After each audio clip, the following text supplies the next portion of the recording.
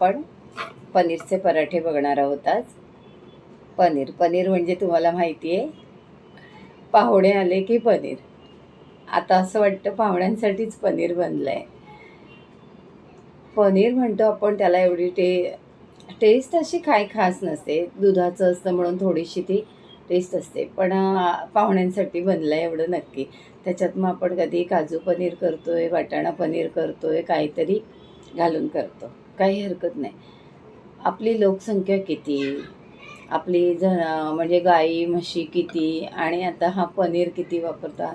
अक्षरशः प्रत्येक हॉटेलमध्ये, प्रत्येक घरात इतका पनीर. दूध तेवढंच लागतं आहे आपल्याला दही तितकंच लागतं आहे, पनीर तेवढंच लागतं आहे. एवढी आवक वाढली. आणि शेतकरी तर खूप आता म्हणजे गावी राहायची मुलं खूप कमी आलेत. म्हणजे गावात घरपट वाडा असायचा, तो आता अगदी म्हणजे एखाद दुसऱ्याकडे असला तर ठीक, नाही तर तोही नाही.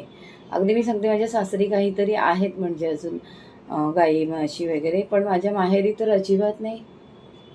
मग मला कळत नाही की हा पनीर इतका, आणि हे कसं येतं. जाऊ द्या, तो काय आपला अभ्यास नाही आहे. तर आज आपण पनीरचे पराठे बघवायचे आहेत.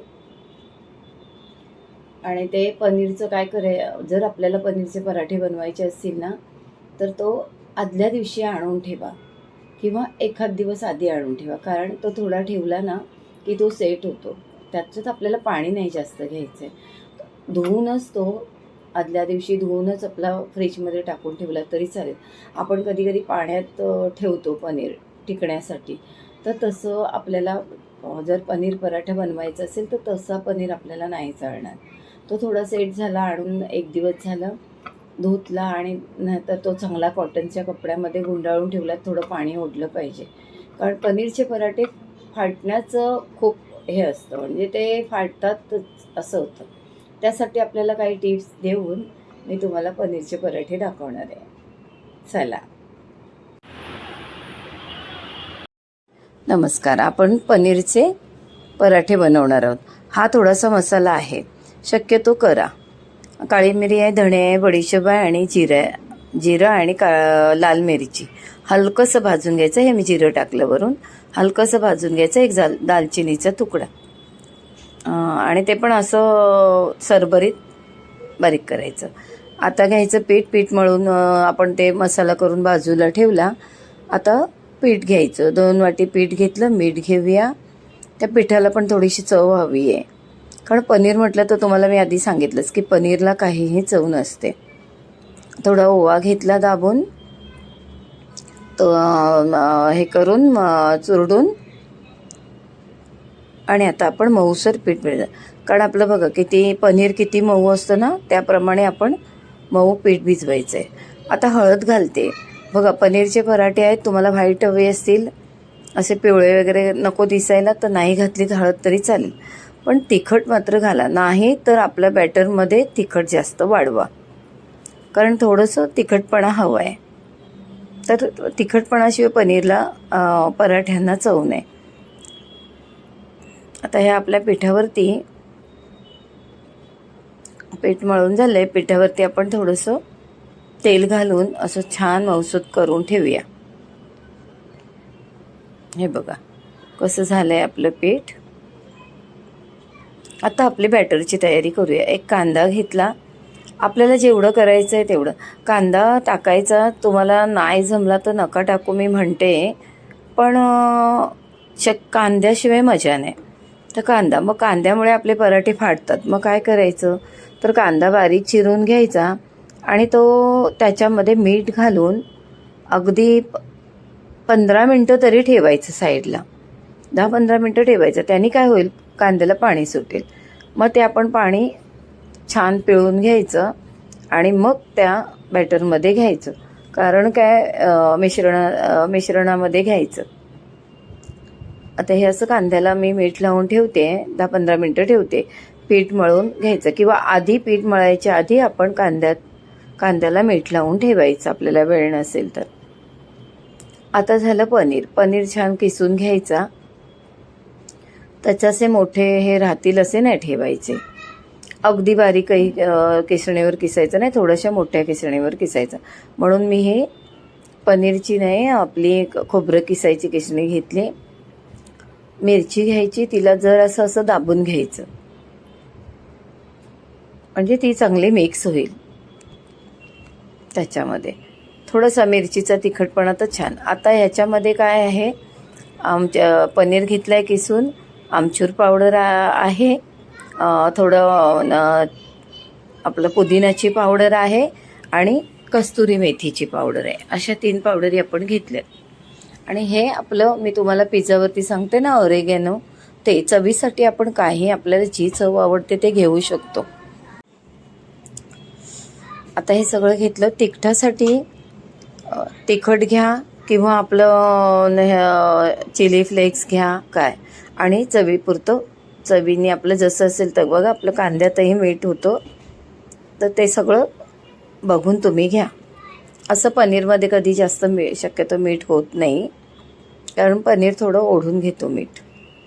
आणि हा आपला केलेला मगाशी मसाला, जो धणे जिरे, बडीशेप, थोडीशी लाल मिरची 2 तुकडे आणि काळी मिरीनी दालचिनी, हा आपला तो मसाला आहे. थोडं चक्रफुलाचे तुकडा असला एखादा तर टाकलात तरी हरकत नाही. हे सगळं आता छान मिक्स करून घ्यायचं. आपलं मऊसर पीठ भिजवून झालेलं आहे, त्यात आता हे बॅटर भरायचं.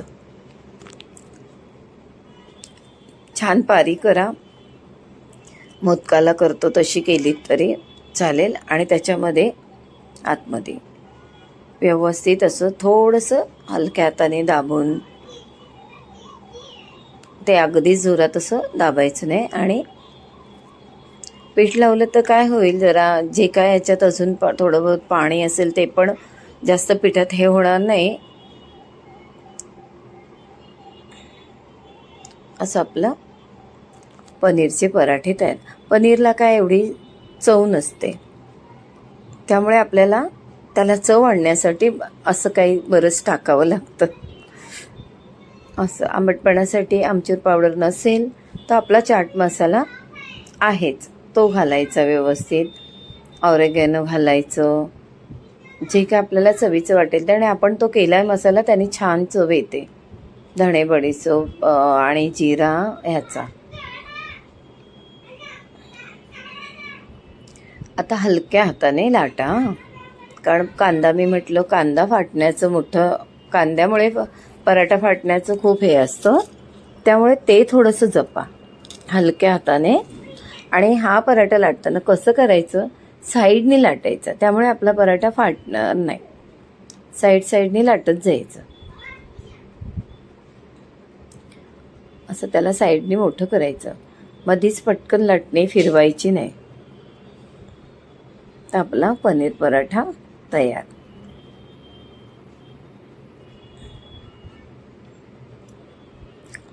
मस्त बटर लावा, घी लावा, जे काही तुम्हाला आवडेल ते लावा. यामध्ये चीजही घ्याय, चीजचे ते मोजरेला चीज, ते असं ते असतं चीजचं ते, किंवा चीज किसून असं त्याच्यामध्ये मिक्स केलात तरी चालेल, कारण लहान मुलांना चीज पराठा आवडतं. आपण आपल्या तब्येतीप्रमाणे करायचं. पनीर वगैरे तुम्हाला तर मी सांगितलं पनीरचं काय आहे ते. आता हा पुन्हा एक दुसरा तुम्हाला करून दाखवते.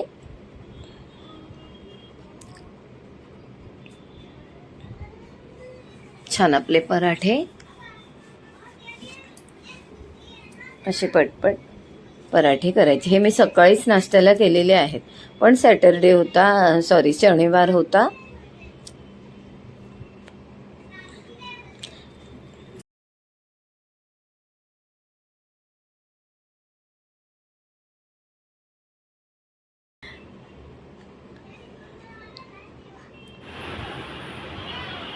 मस्त पराठे झाले गरम गरम.